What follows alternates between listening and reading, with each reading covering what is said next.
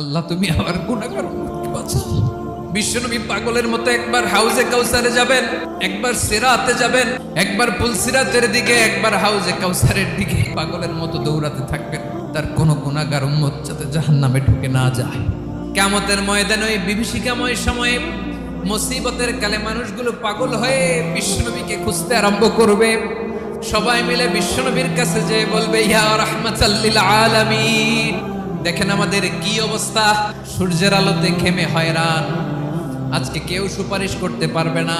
সব নবীরা অপারগতা স্বীকার করেছে, তারা বলেছে আপনি ছাড়া কেউ নাকি আল্লাহর সামনে দাঁড়াতে পারবেন না, আপনি একটু সুপারিশ করেন। বিশ্বনবী বলবেন, আসো আসো, আজকের দিনে আমি ছাড়া আল্লাহর সামনে কেউ দাঁড়াতে পারবে না। বিশ্বনবী মাকামে মাহমুদে যে আল্লাহু আকবার বলে সিজদায় লুটিয়ে পড়বেন, বিশ্বনবী এমন ভাবে অজর দ্বারায় সিজদায় লুটিয়ে পড়ে কাঁদবেন, রব্বুল আলামিনের রহমতের দরিয়ায় জোশ লেগে